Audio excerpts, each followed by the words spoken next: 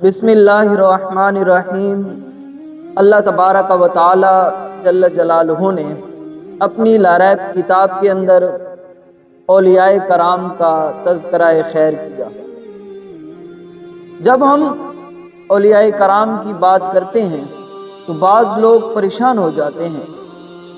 ایسا نہیں کرنا چاہیے، بلکہ اللہ تبارک و تعالی جل جلالہ نے اپنی لاریب کتاب کے اندر اولیاء کرام کا تذکرہ فرمایا، اور ساتھ ہمارے آقا و مولا صلی اللہ تعالی علیہ وآلہ وسلم نے اپنی مبارک زبان پاک سے اولیاء کرام کا تذکرہ خیر فرمایا۔ قرآن مجید فرقان حمید کی طرف استفادہ کرتے ہیں۔ اللہ تبارک و تعالی جل جلالہ نے فرمایا، الا ان اولیاء اللہ لا خوف علیہم ولا هم یحزنون۔ فرمایا خبردار سن لو، اللہ کے ولی بندوں پر نہ کوئی خوف ہے، نہ وہ غم زدہ ہیں۔ لہم البشریٰ فی الحیات الدنیا وفی الآخرہ، اور ساتھ یہ بھی فرمایا الذین آمنوا وکانوا یتقون، اور ان کے ساتھ وہ لوگ جو اللہ تبارک و تعالی جل جلالہ پر ایمان لائے اور پرہیزگاری کرتے رہے، اللہ تعالی سے ڈرتے رہے۔ لہم البشریٰ فی الحیات الدنیا وفی الآخرہ، ان کے لیے خوشخبری ہے اس دنیا کے اندر بھی اور آخرت کے اندر بھی۔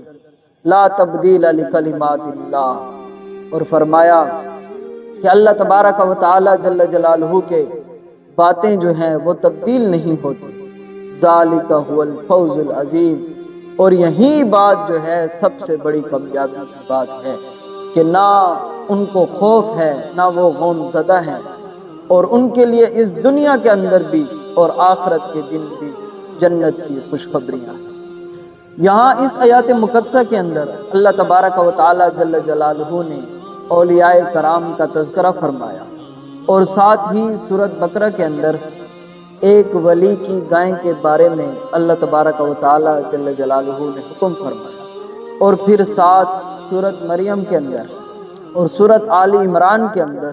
حضرت مریم علیہ السلام کے حوالے سے فرمایا کہ ان کے پاس بے موسم پھل موجود ہوا کرتے تھے، اور حضرت عیسیٰ علیہ نبی علیہ السلام کی ولادت کے وقت کھجور کے خشک تنوں کے اوپر کھجور کا نکل آنا اور نیچے سے چشمے بہہ دینا، یہ سورۃ مریم کے اندر موجود ہے۔ اور سورۃ کاف کے اندر اصحاب کاف کے ساتھیوں کا تذکرہ خیر فرمایا، اور اسی طرح قرآن مجید فرقان حمید میں، اور پھر سورۃ نمل کے اندر حضرت سلیمان علیہ السلام کے ایک صحابی یا اس کا ایک ساتھی آصف بن برخیہ رحمت اللہ تعالی علیہ کا تذکرہ موجود ہے کہ جب حضرت سلیمان علیہ السلام نے انہیں حکم فرمایا کہ کون ہے کہ جو ایک آنکھ کے جھپکنے سے بھی پہلے وہاں اس تخت کو یہاں پر لے آئے، تو یہ مسلسل جو ہے اللہ تبارک و تعالی جل جلالہ نے اولیاء کرام کا تذکرہ خیر فرمایا۔ آج خصوصاً خواجہ خواجگان، خواجہ ولی ہندوستان عطائے رسول خواجہ معین الدین چشتی اجمیری رحمت اللہ تعالی علیہ کے برگاہ میں کچھ عقیدتوں کے پھول بچھاور کریں گے۔ خواجہ معین الدین چشتی اجمیری رحمت اللہ تعالی علیہ کا تعلق سادات کے خاندان میں سے تھا، اور آپ کی ولادت کی جو جگہ ہے وہ سنجر کے اندر آپ کی ولادت سے باسعادت ہوئی، اور ساتھ وہ جگہ ایران اور افغانستان کے درمیانی علاقہ ہے، اور آپ کے والدین متقی اور پرہیزگار تھے، اور آپ نے ابتدائی تعلیم خراسان میں حاصل کی اور والد گرامی کے زیر سایہ میں، اور پھر آپ سنجر کے علاقے مشہور و معروف درسگاہ کے اندر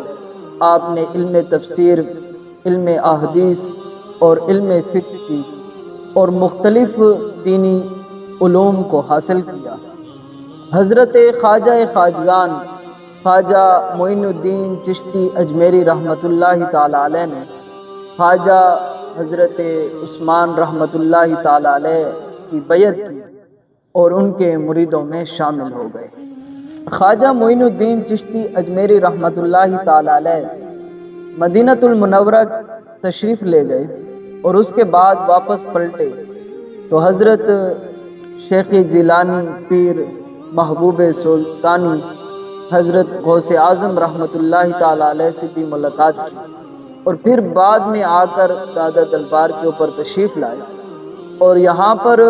جو نور کی برسات دیکھی، اللہ کے ولی تھے، وہاں دادا دلبار کے اوپر رحمتوں کی برسات دیکھی تو آپ یہاں پر دادا دلبار کے مزار کے اوپر 40 دن تک یہاں پر بیٹھے رہے اور خواجہ خواجگان خواجہ قطب الدین کاکی رحمۃ اللہ تعالی علیہ فرماتے ہیں جب 40 دن کے بعد واپس پلٹنے لگے تو جب تک